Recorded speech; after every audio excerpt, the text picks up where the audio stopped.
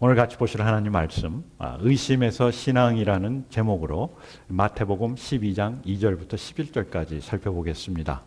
우리 지난주에 마태복음 11장을 큐티를 같이 하셨는데 마태복음 11장 2절부터 11절까지 있는 내용입니다. 여러분들 성경을 있으시면 성경을 펴시고 없으신 분은 앞에 스크린을 보면서 같이 봉독하겠습니다.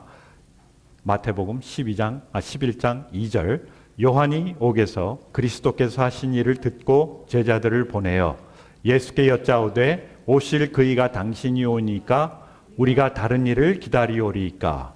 예수께서 대답하여 이르시되 너희가 가서 보고 듣는 것을 요한에게 알리되 맹인이 보며 못 걷는 사람이 걸으며 나병 환자가 깨끗함을 받으며 못 듣는 자가 들으며 죽은 자가 살아나며 가난한 자에게 복음이 전파된다 하라. 누구든지 나로 말미암아 실족하지 아니하는 자는 복이 있도다 하시니라. 그들이 떠나며 예수께서 무리에게 요한에 대하여 말씀하시되 너희가 무엇을 보려고 광야에 나갔더냐? 바람에 흔들리는 갈대냐? 그러면 너희가 무엇을 보려고 나갔더냐? 부드러운 옷 입은 사람이냐? 부드러운 옷을 입은 사람들은 왕궁에 있느니라. 그러면 너희가 어찌하여 나갔더냐? 선지자를 보기 위함이었더냐? 옳다. 내가 너희에게 이르노니 선지자보다 더 나은 자니라. 기록된 바 보라 내가 내 사자를 네 앞에 보내노니 그가 네 길을 네 앞에서 준비하리라 하신 것이 이 사람에 대한 말씀이니라. 내가 진실로 너희에게 말하노니 여자가 낳은 자 중에 세례 요한보다 큰 이가 일어남이 없도다. 우리가 얘기하는 세례 요한, 성경이 얘기하는 세례 요한, 우리가 얘기하는 침례 요한, 그 단어 하나가 조금 깊은 의미가 있지만 나중에 살펴보기로 하고 택함 받은 사람이었습니다. 태어나기 전부터 하나님께서 그 요한의 부모님 엘리자베스와 사가랴라는 그 선지자 집안, 제사장 집안이었어요. 그 부부에게 나타나서 내가 나의 사자를 보내리라. 그래서 택함을 받았어요. 나기 전부터 계획이 있었다는 얘기죠. 그리고 나실인이었습니다. 나실인이라는 것은 주님의 사역을 하기 위해서 그 삶을 완전히 헌신한, 어려서부터 이제 뭐 음주 같은 그 술이나 이런 걸 마시지 아니하고 아주 주님의 일을 하기 위해서 어려서부터 준비된 사람이다라는 뜻이죠. 그리고 그 사역을 굉장히 크게 했습니다. 그가 나서서 예수님 그리스도의 복음을 전파하면서부터 많은 사람들이 그를 따르고 또 그가 나가 있던 광야에 나와서 같이 세례를 받고 사람들이 침례를 받고 또 그의 말씀에 순종하는 그런 성과가 굉장한 사람. 그런데 그 사람이 감옥소에 가게 됐어요. 왕이 그를 시기해서, 왕이 그를 두려워해서 옆에 두고 있다가 계략에 빠져가지고 그냥 감옥에 가서 이제 죽는 날만 기다리는 그러한 상황이 된 겁니다. 여러분 한번 생각해 보십시오. 여러분 신앙이 있고 또 신앙생활을 오랫동안 했고 하나님께 쓰임을 받았고 또 하나님의 계획이 나와 함께 한다는 그 확신도 있었고 그리고 그 열매가 있었습니다. 그리고 이제 더 나아가서 더 큰 사역, 주 예수 그리스도의 그 나라를 선포할 뿐만 아니라 그 나라가 임하는 것을 같이 이루는 그런 사람이었는데, 그런 순간이었는데 어떻게 됐습니까? 이 한 여자의 계략으로 말미암아 감옥소에 들어가 가지고 죽게 됐다는 것이죠. 하루아침에 모든 것이 완전히 무너지는 그런 상황 속에서 그러면은 자기를 아니까, 예수님이 또 자기가 감옥소에 갇힌 것을 아니까 분명히 와서 구해줄 것 같은데 예수님이 전혀 아무런 소식이 없다는 거예요. 여러분이 진짜 정치운동 하다가 대통령 누구를 밀려고 하다가 또 선거를 해가지고 대통령을 만들어 놨는데 여러분은 감옥에 갔다. 그러면 대통령이 어떡합니까? 그 사람 어떻게 됐나 와서 꺼내줄 텐데 예수님은 아무런 소식이 없었던 거예요. 그러니까 요한이 어땠겠어요? 굉장히 마음이 불안해집니다. 아무리 그러한 신앙이 있고 그리고 하나님의 뜻 가운데서 태어났다는 그런 확신이 있었지만 현실은 그로 하여금 하나님을 의심하게, 그로 하여금 예수 그리스도를 의심하게 만들 수밖에 없었다는 거예요. 그래서 그가 무엇을 합니까? 자기하고 같이 있던 사람을 어떻게 해요? 그 사람을 예수님한테 보내요. 면회를 갑니다. 그러니까 면회가 아니라 감옥소에서 사람을 통해 가지고 예수님한테 보내 가지고 그 사람한테 여짜오되, 이게 이제 11장 그 배경입니다. 예수께 여짜오되 오실 그이가 당신이 오니까 아니면 우리가 다른 일을 기다리오리까. 분명히 예수님이 하나님이 보낸 그 메시아임에 분명 본인이 확신이 있었고, 그리고 그것을 위해서 사역을 했고, 또 그러한 열매를 많이 보았음에도 불구하고 자기 자신의 환경이 이러한 감옥소에서 죽는 날을 기다리게 됐으니까, 죽는 날 기다린다는 것이 뭐 먼 훗날 1년, 2년이 아니라 이제 곧 죽을 수 있는 그런 상황에 처하니까 어떻게 됩니까? 그러니까 예수님에 대한 뭐가 생기기 시작합니까? 의심이 생기기 시작하는 거예요. 그리고 그것을 물어보는 겁니다.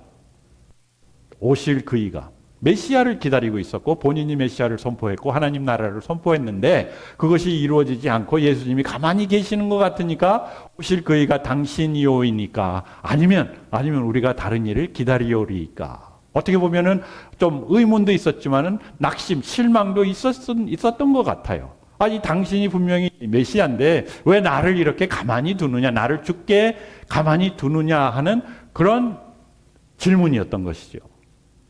여기서 우리가 봐야 되는 것은 신앙이 있다고 의심을 하는 것이 아니라는 거예요. 오히려 신앙이 있기 때문에, 예수님에 대한 믿음이 있기 때문에, 예수님에 대한 신앙이 있기 때문에 뭐가 일어나는 겁니까? 의심이 일어나는 거예요. 의문이 일어나는 겁니다. 여러분, 관심이 있을 때 의심합니다. 관심 없으면은 아무런 생각이 없어요.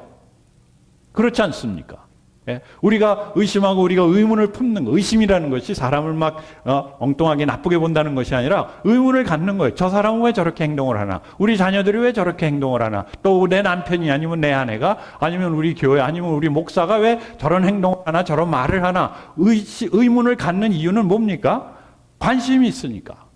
관심이 있으니까 의문을 갖고, 의문을 가질 때 뭐가 확실해지냐면은 내가 무엇을 믿느냐가 확실해진다는 거예요. 네.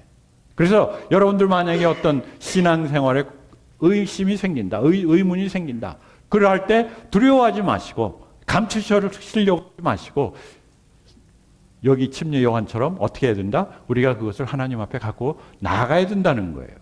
그래서 우리의 현실을 보면은 이 요한의 현실하고 비슷합니다. 전쟁과 폭력. 얼마나 지금 전쟁이 그냥 간단하게 시작을 한 거, 그냥 그 이란의 뉴클리어만 이렇게 해제시키자라고 시작한 것이 그게 업체가 그게 말이 쉽죠. 성경에도 보면은 이는 이로, 눈은 눈으로. 그게 뭡니까? 그냥 간단하게 이빨이 부러졌으면 상대방이 이빨 부러뜨리고 끝. 맺으라. 아니면 상대방이 눈을 다치게 했으면 너도 그 눈만 다치게 하고 끝 하라 그랬는데 그게 말이 쉽지. 이빨 하나 터졌다, 깨졌다. 그러면 상대방이 이빨 하나만 깨집니까? 탁 치다 보면 2개가 나갈 수 있고 3개가 나갈 수 있고. 전쟁이라는 게 그런 겁니다. 간단하게 이 사람을 우리가 뭐 자유롭게 한다, 뭐 요걸 한다. 그렇게 명분은 그렇지만은 그러나 하다 보면은 굉장한 폭력적인 것으로 나갈 수밖에 없고. 그리고 기술 패권 전쟁. 요즘 얼마나 기술이 많이 발달을 했습니까? 그리고 그것 때문에 새로운 비즈니스가 생기고 또 직장인들이 다 잡이 사라지고 그렇지 않습니까? 우리 젊은 학생도 하나는 딱 공부를 다 마치고 졸업을 딱 하고 이제 직장을 잡으려고 딱 했는데 자기가 공부했던 것이 AI가 그냥 다 해버리는 거예요. 그러니까 잡이 없어요. 다른 걸 배워야 돼. 그래서 제가 너 플러밍 해라 그랬더니 좀 어이없이 없어. 아니 대학 4년 공부를 했는데 하고 나서 또 뭐 다른 것을 해야 되냐. 그런 상황. 아주 경제적으로 불안하죠. 그리고 지금 기술 때문에 AI 때문에 굉장히 불안합니다. 의학계, 법계, 법률, 정치계 모든 삶의 모든 것들이 이것이 참 좋은 방향으로 나갈 수 있고 굉장히 나쁜 방향으로도 쉽게 나갈 수 있기 때문에 불안한 거예요. 경제적으로 불안하죠. 그리고 우리 신앙인들은 더군다나 이 교회 안에서 감옥 생활, 내가 지금까지 이렇게 살았는데 앞으로 어떻게 살아야 되나? 그리고 성경 공부를 지금까지 이렇게 했는데 또 이런 내용을 이렇게 배웠는데 목사님이 얘기하는 거 또 AI가 얘기하는 거 또 막 인터넷을 통해서 들어오는 수많은 그런 인포메이션들이 이게 맞는 거 어느 게 맞는 건가 어느 게 어떤 것을 따라가야 되는가 하는 그런 질문 의문들이 많이 있다는 것이죠. 그렇지 않습니까? 그래서 마틴 루터라는 사람은 그 종교개혁한 그 마틴 루터는 1520년에 교회를 어떻게 봤냐면은 이 바벨론에 잡혀간 포로처럼 교회가 교황에게 포로되어 있다. 교인들이 교회에 포로되어 있다. 잡혀 있다. 붙들려 있다. 여러분 그런 생각 들지 않습니까? 아, 내가 여행을 가야 되는데 주일날도 좀 빠졌으면 좋겠는데 성수주일이라는 그러한 감옥이라는 것이 그러한 좋은 습관입니다. 좋은 디스플린이에요. 그것이 우리를 사로잡아 가지고 전혀 뭐 어떤 사람은 주일날은 못 빠진다. 주일날은 가게 문을 닫아야 된다. 주일날은 여행하면 안 된다. 심지어는 주일날은 나가서 음식을 사 먹으면은 그 음식 하는 사람들은 일을 해야 되니까 우리가 그 사람들로 하여금 주일을 그러니까 죄를 짓게 하는 거니까 그것도 안 된다. 그런 여러 가지 생각들, 질문이 생기는 겁니다. 왜? 그것이 나의 삶을 주관하고 있기 때문에, 영향을 주고 있기 때문에.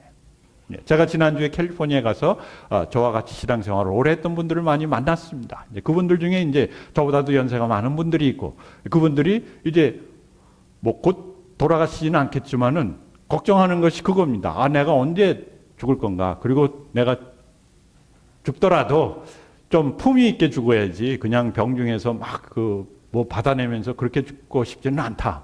막 그러면서 신앙이 아주 굳건하시던 분들이 좀 불안한 마음이 생기는 거예요. 그리고 심지어는 진짜 내가 천국에 갈 수 있을까 하는 그런 질문도 하시는 분들이 있더라는 거예요. 그런데 그 질문이 굉장히 중요할 뿐만 아니라 그런 질문을 우리가 해야 된다는 겁니다. 신앙이 있으니까, 믿음이 있으니까, 믿으면 되는데, 믿는 사람이 왜 그런 질문을 하냐라고 얘기하시지만은 믿음이 있기 때문에 그런 질문을 하게 되는 거예요. 왜? 그 믿음에 대한 확신이 필요하기 때문에. 그러니까 요한이 예수님이 메시아라는 것을 알았지만은 당신입니까? 아니면 오실 분을 다른 사람을 기다려야 됩니까? 그러면서 예수님의 답을 통해서 예수 그리스도가 진짜 메시아구나를 나중에 확신을 얻게 되는 것이죠. 그랬을 때 어떡합니까? 그랬을 때 죽음이 와도 그것을 맞이할 수가 있었다는 것이죠. 우리가 그 면을 봐야지. 요한도 질문을 했네. 근데 우리의 질문은 굉장히 신앙인이니까 처음 신앙이 없는 분들은 이런 질문이 없습니다. 주님이 지금 일하고 계시는가? 여러분 이런 질문 들지 않습니까? 진짜 하나님께서 역사하고 계시는데 다른 사람을 보면 하나님의 역사가 분명한데 나를 보니까 하나님의 역사하시는 것이 잘 보이지가 않더라. 그렇지 않습니까? 저는 목회자로서 하나님이 역사하신다는 것을 맨날 선포하면서도 다른 교회는 하나님이 역사하는 것 같은데 어떻게 우리 교회는 어떤가? 또 다른 목사들은 하나님이 사용하는 것 같은데 나라는 목사는 하나님이 어떻게 하고 계신가라는 그런 질문이 생긴다는 것이죠. 여러분 우리가 맨날 배우는 것이 이거 아닙니까? 하나님께서 우리 가운데서 살아서 역사하고 계시다. 근데 중요한 거는 우리가 오랜 신앙생활을 했지만은 오늘 내가 하나님의 역사하심을 보지 못할 때 이런 의심이 생긴다는 것이죠. 그리고 특별히 하나님의 역사가 필요할 때. 그렇지 않습니까? 내가 돈이 있을 때는 돈 걱정 없습니다. 하나님이 모든 것을 채워주신다. 그런데 갑자기 사업이 망하고 갑자기 직장을 잃어버리고 진짜 직장 구하기가 힘들어서 이제는 돈이 없다. 그럴 때는 어떤 생각이 듭니까? 진짜 하나님이 모든 것을 채워주시나 하는 의문이 들 수밖에 없다는 것이죠. 하나님이 지금 일하고 계시나? 그리고 왜 나는 이렇게 오래 고난을 받는가? 모든 일이 잘 될 때는 이런 의문이 전혀 없습니다. 그리고 모든 일이 될 때는 내가 신앙이 좋은 걸로 생각이 돼요. 특히 이제 목회자들은 뭐 교회가 평안하고 뭐 잘 되고 또 아무런 일이 없으면 내가 목회를 잘하는구나 하는 그런 자만감에 들어갈 수가 있습니다. 그런데 만약에 제가 뭐 교회에서 잘렸다든지 아니면 여러분들이 일하던 직장에서 밀려나갔다든지 아니면 경제적으로 어려워진다든지 그리고 그것이 오래 간다든지 그리고 우리 병중에 계신 분들 있지 않습니까? 치료를 하고 기도를 했는데도 나아지지 않고 있다. 그러면은 들어오는 질문이 당연하다는 것이죠. 그 다음에 하나님은 왜 침묵하시는가? 왜 가만히 계시는가? 다른 사람들의 기도는 들어주시고 다른 사람들 삶 속에는 역사하는 것 같은데 내 삶 속에서는 왜 하나님이 침묵하고 계시는가? 하나님이 누가 이 질문을 했습니까? 욥이 했죠. 그렇죠. 욥이 했어요. 나는 이렇게 잘 살고 나는 이렇게 하나님을 섬기고 사랑하고 진짜 열심히 제사도 드리고 헌금도 하고 봉사도 하고 다 했는데 왜 하나님은 내가 필요할 때 왜 침묵하고 계시는가? 그 다음에 네 번째, 내가 잘못 믿어온 것은 아닐까? 자기 신앙에 대한 질문이 있습니다. 그런데 이것은 우리가 해야 되는 질문들입니다. 특히 신앙생활을 오래 하신 분들, 특히 여러분들 신앙생활 10년, 20년, 30년 하신 분들, 내가 잘못 그렇다고 해서 모든 것을 의심하라는 것이 아니라 우리의 신앙에 뭐가 있을 수 있다? 문제가 있을 수 있다는 겁니다. 그것을 묵인하고 그것을 덮고 그냥 나는 예수님을 믿습니다. 나는 믿습니다가 믿음이 아니라는 얘기죠. 우리 지난주에 살펴보지 않았습니까? 믿는 것과 믿음의 차이. 그렇지 않습니까? 그 다음에 왜 악인은 형통하고 의인은 힘든가? 내 사역과 인생이 의미가 있었는가? 열심히 교회를 위해서 섬기고 열심히 사람들을 섬기고 사랑하고 봉사하고 또 많은 것을 희생했는데 10년, 20년, 30년을 하다 보면은 이게 의미가 있는가 없는가? 왜 나만 이렇게 하는가, 고생하는가라는 질문이 들어올 수 있다는 것이고, 마지막 나는 끝까지 믿음을 지킬 수 있을까? 제가 고민하는 것이 이겁니다. 7번. 나는 끝까지 진짜 내 믿음, 목회를 할 수 있을까가 아니고 내가 믿는 하나님을 진짜 죽는 그날까지 믿고, 그리고 내가 하는 하나님을 믿는다면은 이 생도 믿을 것이고 천국 가는 것도 믿을 텐데 막 그냥 죽는 것 때문에 죽기 싫어가지고 죽지 않으려고 막 버둥대지는 않을까 하는 그런 의문이 들어요. 여러분들도 아마 이러한 질문들이 있을 겁니다. 이외에 많은 질문들이 있을 겁니다. 그런데 이 질문의 핵심은 뭐냐면, 질문의 가장 중요한 부분은 뭐냐면은 여러분들이 신앙이 있기 때문에 이런 질문들을 한다는 것이죠. 신앙이 없는 분들은 이런 질문을 할 이유가 전혀 없죠. 예수님을 모르는 사람, 예수님을 믿지 않는 사람들은 예수님이 메시아인지 예수님이 메시아가 아니든지 상관이 없는 거예요. 그렇지만 침례 요한은 자기가 믿는 예수님, 자기가 선포하고 또 자기가 따르는 이 예수님이 진짜 메시아인가 아닌가에 대한 의문이 생기기 시작했고, 그렇게 의문이 생길 수밖에 없었다는 것이죠. 오히려 만약에 우리가 예수님에 대한 의문이 없다면은, 그러면 우리는 그냥 따라가는 로봇밖에 되지 않는다는 것이죠. 여러분, 의문이 있다고 해서 너무 실망하지 마시고, 의심이 있다고 해서 너무 남들이나 자기를 비하할 필요가 없다는 거예요. 중요한 건 뭐냐면은, 중요한 것은 그 의심을 무엇으로? 신앙으로. 제가 이제 믿음이라는 단어를 쓰지 않기로 했습니다. 성경에는 그 믿음이라는 단어가 많이 나오는데, 그 믿음이라는 단어가 믿는 것과 자꾸 혼합이 돼가지고 내가 믿는 것과 내가 갖고 있는 믿음과 같은 걸로 생각을 하시는데 그게 아니거든요. 믿는 거는 행동입니다. 내가 너 믿어 하지만은 진짜 나로 하여금 그 사람을 믿게 하는 것은 그 사람에게 대한 신뢰심이, 신앙이 있어야 된다는 것이죠. 우리가 내가 하나님을 믿습니다가 그게 믿음이 아니고, 그 믿습니다라고 고백하게 하는 신앙. 그래서 그 신앙은 무엇으로부터 온다?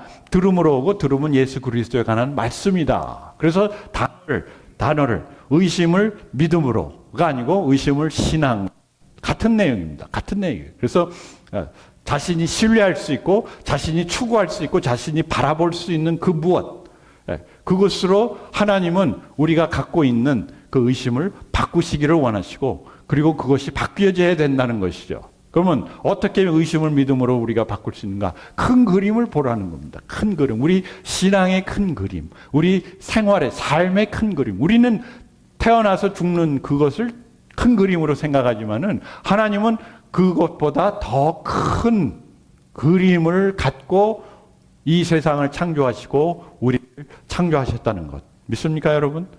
그 창조라는 것이 태초에 하나님이 천지를 창조하셨다는 것은 우리가 믿는 하나님, 그리고 지금 우리와 함께 하시는 하나님, 그리고 우리를 구원하신 하나님은 어떠하신 하나님이시다? 이 온 우주 만물을 창조하신 분이시다. 그런데 창조라는 것은요, 그냥 우연히 생긴 것이 아니고, 창조라는 것은 무엇 아래? 계획 아래 생겼다는 겁니다. 계획이 있었으니까 창조가 있는 겁니다. 여기 엔지니어들 있지만은 어떤 물건이 이것이 생겨나기 전에 무엇이 있었습니까? 여기에 대한 큰 그림이 있었어요. 블루프린트라고 얘기를 하고, 큰 그림이라고 얘기를 하고, 계획이라고 얘기를 합니다. 그 도면이 있었으니까 그것이 누구에게 나온 겁니까? 이것을 제작한 그 엔지니어들, 그 박사들 머릿속에서 나온 거 아니겠어요?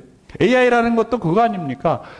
사람들이 머릿속에 계획을 해가지고, 이렇게 하면은 이것이 자기가 자동적으로 이렇게 생각도 하고 모든 것을 만들어낼 수 있겠다 하고 큰 그림을 그리고, 하나님께서 세상을 창조하셨다는 것은 하나님이 이 세상을 창조하시기 전에 무엇을 하고 계셨다? 큰 그림을 갖고 계셨고, 계획을 하고 계셨고, 그 각자 모든 부품의 모든 부분마다 하나님의 특별한 목적이 있으셨다.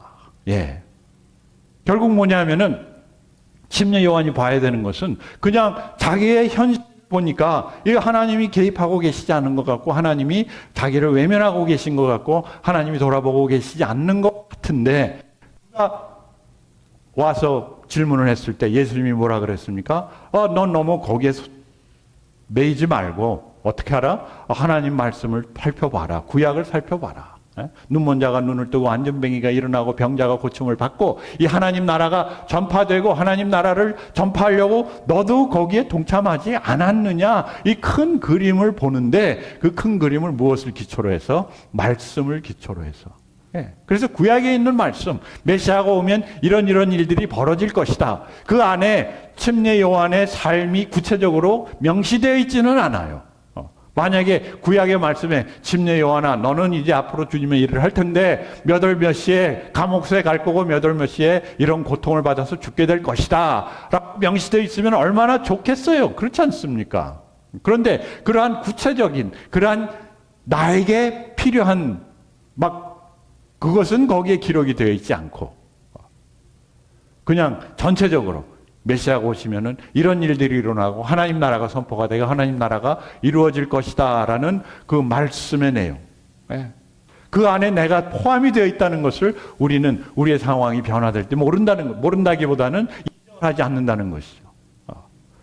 왜 나는 고통을 받아야 되고 왜 나는 고난 속에서 살아야 되는가? 왜 하나님 역사하지 않는가? 그런데 예수님은 뭐라고 하냐면은 하나님 나라가 이미 시작되어 있고 맹인이 보고 병든 자가 일어나며 복음이 세상 가운데 퍼지고 있지 않느냐? 그 하나만으로도 내가 메시아인 것을 네가 믿을 수 있느냐라고 예수님이 다시 질문을 하시는 것입니다. 여러분, 지금 세상 보면은 진짜 트럼프가 모든 것을 다 착하고 있고 누가 이것을 하고 있고 다 그렇게 보이지만은 그거 진짜 부처님 손 안에 누굽니까? 손오공이에요. 지가 아무리 막 가봤자 결국 부처님 손가락 하나 벗어나지 못하지 않았습니까? 여러분 손오공 얘기하시죠? 제가 옛날에 만화로 봤는데 그 진짜 손오공이라는 얘기가 있더라고요. 서유기라는 것이. 예. 부처님 손바닥에 손오공. 예. 그냥 그 구름 타고 그냥 몇만 리를 날아가지고 세상 끝인 줄 알고, 저기가 세상 끝이구나 하고 그런 줄 알았더니 부처님 손가락이었다. 이제 그런 얘기가 있는데, 하나님은 그 부처님 그 뒤에 계신 분, 그보다 더 크신 분, 그것을 무엇을 통해서? 말씀을 통해서. 나의 상황이 아니라 말씀으로 우리의 세상을 보고 말씀으로 나의 삶을 해석을 하고 말씀으로 우리가 다른 사람들에게 선교나 사역을 해야 된다는 것이죠. 그러니까 큐티가, 그리고 말씀이라 그래가지고 이제 사람들이, 그리고 저도 이제 옛날에 그런 기대를 했었는데 뭐냐면은 강단에 올라가면 하나님이 말씀을 딱 주셔가지고 내가 그것을 선포하는 줄 알았어요. 그게 아닙니다, 여러분. 그렇게 즉흥적이고 즉각적이고 또 그런 기적적인 것이 말씀이 아니에요. 말씀은요, 여러분이 말씀이 있으면은 하나님이 그 말씀으로 우리로 하여금 깨닫게 하세요. 우리로 하여금 보게 하세요. 그래서 성령, 하나님의 영은 말씀, 하나님의 말씀으로 누구를 알게 하세요? 하나님, 예수 그리스도를 우리로 하여금 알게 하시고, 그리고 그 예수 그리스도를 아는 그것이 무엇이다? 영생이다. 그리고 세 번째, 동역을 계속하라. 동역을 계속하라. 이제 목사님, 결국 교회 일을 하라는 거구나 라고 이제 여러분들 생각하실 수 있겠지만 전혀 그렇지 않습니다. 예수님이 그 11장 후반에 뭐라고 얘기하십니까? 수고하고 무거운 짐진 자들아 다 내게로 오라, 내가 너희를 쉬게 하리라. 우리는 그 성경 구절을 너무너무 좋아합니다. 그래서 힘들고 수고하고 어렵고 또 또 의심이 생길 때마다 예수 그리스도께 나아가라. 그렇게 얘기를 하는데 그 다음 구절이 진짜 핵심입니다. 뭡니까? 여러분 주보에 나와 있는데 나는 마음이 온유하고 겸손하니 나의 멍에를 메고 내게 배우라. 나의 멍에를 메고 내게 배우라. 그리하면 너희 마음이 쉼을 얻으리니 이는 내 멍에는 쉽고 내 짐은 가벼움이라. 여러분 쉰다는 것은 그냥 아무것도 안 하는 것이 아니라는 얘기. 여러분 성경에 쉬라는 얘기가 언제 자꾸 나옵니까? 명령으로? 구약에 10계명.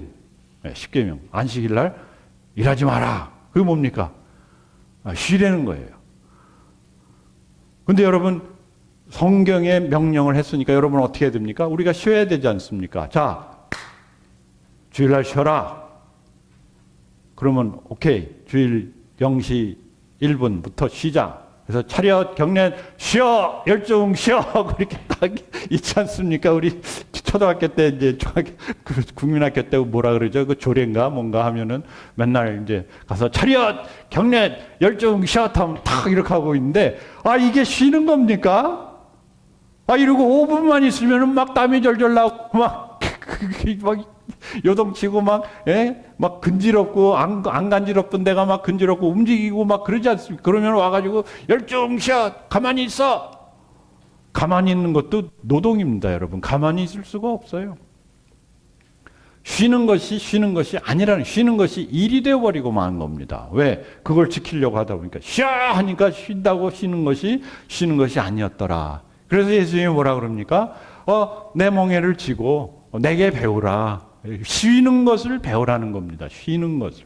우리는 어떻게 쉬는가? 우리는 예수 그리스도와 함께 동행, 함께 동거, 함께 동역하면서 쉴 수 있다. 왜? 뭔가가 이루어지고 있고 그 이루어지는 것이 하나님 뜻 안에 있고 그리고 내가 하지 못하더라도 누가 하시고 계십니까? 하나님이 하고 계시니까 나는 어떻게 할 수 있어요? 쉴 수 있는 거죠. 성경에 쉬라 그랬다고 오늘 가서 일해야 되시는 분, 나 쉴래 그러지 마시고, 하나님이 나와 동행하고 계시고, 하나님이 나와 함께 하시고, 그리고 이 내가 하는 일이, 그렇다고 해서 뭐 내가 하는 모든 일이 하나님이 우리에게, 그게 하나님의 일이라기보다는 우리가 먹고 살기 위해서 해야 되는 일들은 해야 됩니다. 그렇지만 하나님의 뜻을 이루고 하나님의 나라를 세우는 그 가운데에서 나에게 맡겨진 사역과 나에게 맡겨진 사명이 있다는 것이죠. 그것을 찾고 그것을 하나님과 같이 동역할 때 우리의 마음속에는 진정한 뭐가 있습니까? 쉼이 있는 겁니다. 아무런 일이 일어나지 않더라도. 제가 생각할 때는 예수님께서 요한에게 이런 말씀을 하시는 것 같아요. 네가 비록 감옥에 있고 네가 비록 생각하기에는 실패한 것 같고 네가 생각하기에는 아무도 알아주지 않고 하나님이 알아주지 않는 것 같지만은 그러나 나는 알고 있다. 나는 알고 있다. 네가 내 멍에를 지고 내가 명한 그 사역을 감당하기 위해서 그리고 그것을 충성스럽게 감당했기 때문에 여기까지 온 것을 내가 알고 있다. 그것이 우리에게 주는 쉼입니다. 그것이 우리에게 주는 신앙이요. 그것이 우리에게 주는 소위 말하는 안심이에요. 안심이라는 것이 그냥 안심해서 이루어지는 것이 아니라 하나님이 나와 함께 하시고 하나님이 나와 동행하시고 하나님이 나와 같이 일하고 계신다. 그것이 멍에를 쥐는 겁니다. 멍에, 예수 그리스도의 멍에.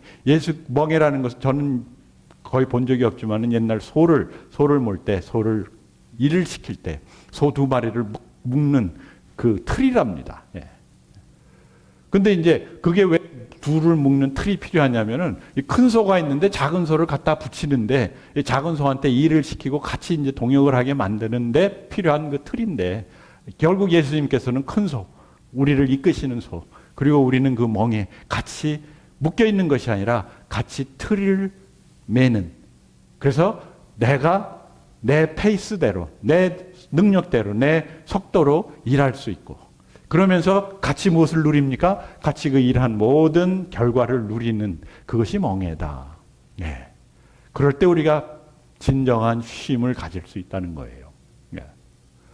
여러분 의심 너무 걱정하지 마십시오. 나는 이런 의심이 있고 나는 이러한 의문이 있고 질문이 있고 또 어떤 때는 낙심이 있는데 하나님 어떻게 해야 됩니까? 세례 요한도 흔들렸어요. 그러나 중요한 것은 그가 흔들리는 가운데에서도 예수님께 질문을 하러 갔고 그리고 예수님이 주신 그 답, 수고하고 무거운 짐진 자들아 다 내게로 오라 내가 너희를 쉬게 하리라. 내 멍에는 쉽고 내 짐은 가벼우니라. 같이 하나님과 동거하며 동행하며 동역할 것을 도전했습니다. 우리 같이 이런 믿음 속에서 다시 흔들리는 믿음을 붙드시고 질문 속에서도 끝까지 인도하시는 그 하나님을 우리가 믿고 계속 따라갈 수 있기를 바랍니다. 우리 같이 기도합시다.